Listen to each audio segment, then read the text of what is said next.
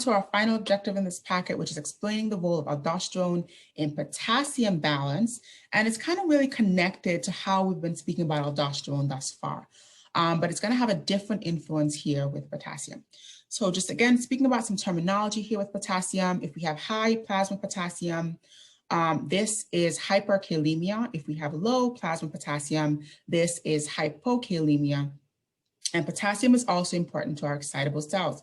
Potassium is even more important to be very tightly regulated.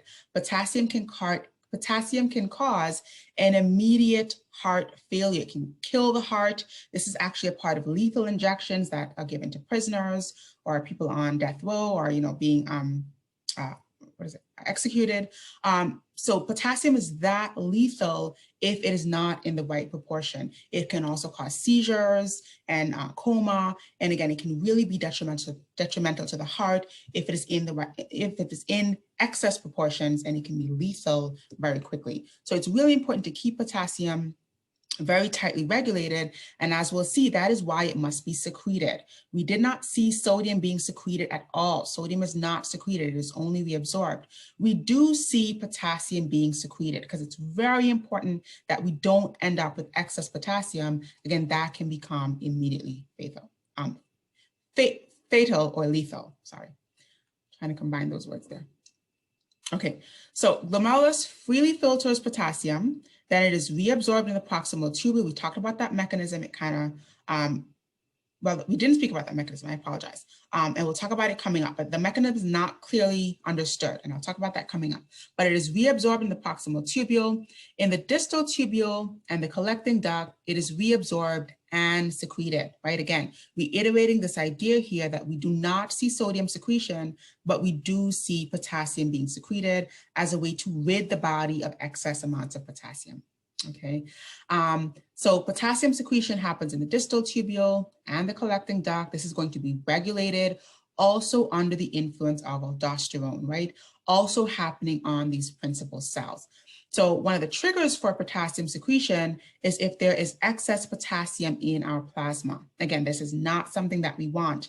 We can kind of tolerate excess amounts of sodium. That simply creates higher blood volumes or even higher blood pressures, but we cannot tolerate higher plasma potassium. And so we must have a way to eliminate that. And so it is secreted if there is a slight raise in potassium plasma levels, okay?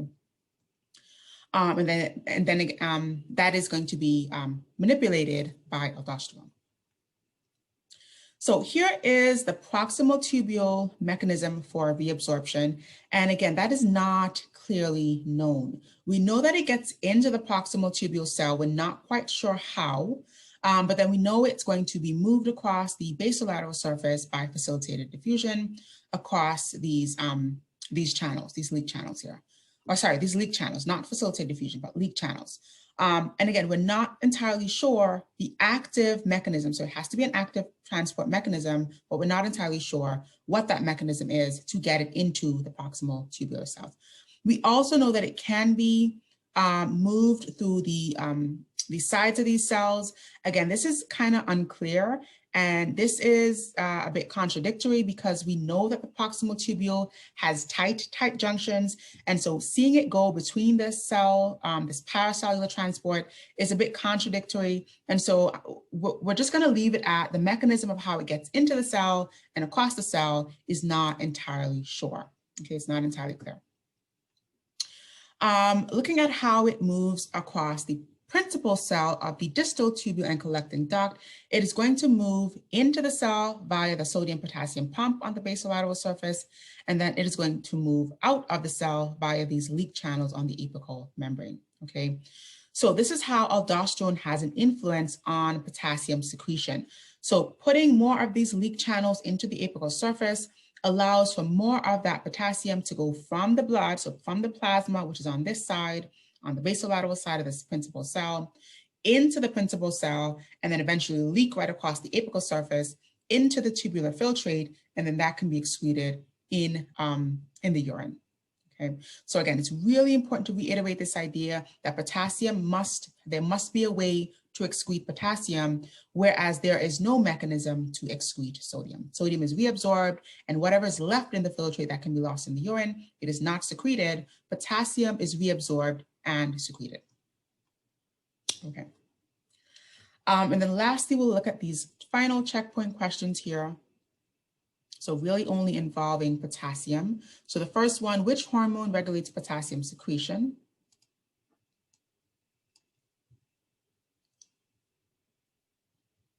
So which hormone regulates potassium secretion?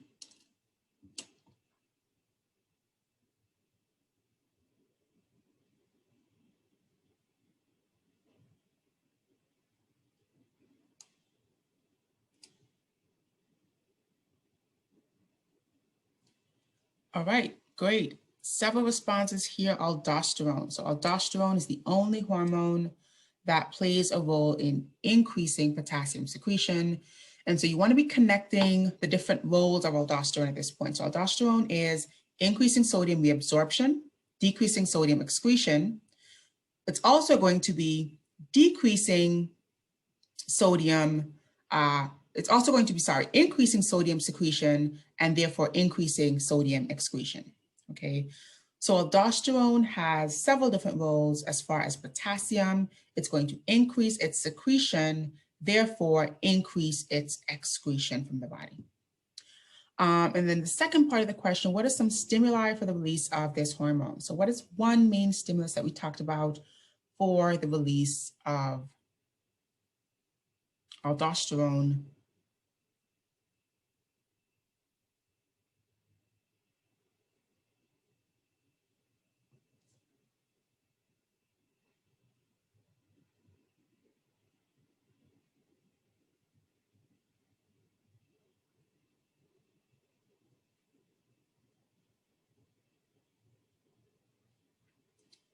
Any takers here? And you can kind of think backwards, right? If you think about what aldosterone is doing, it will lead you to the stimulus.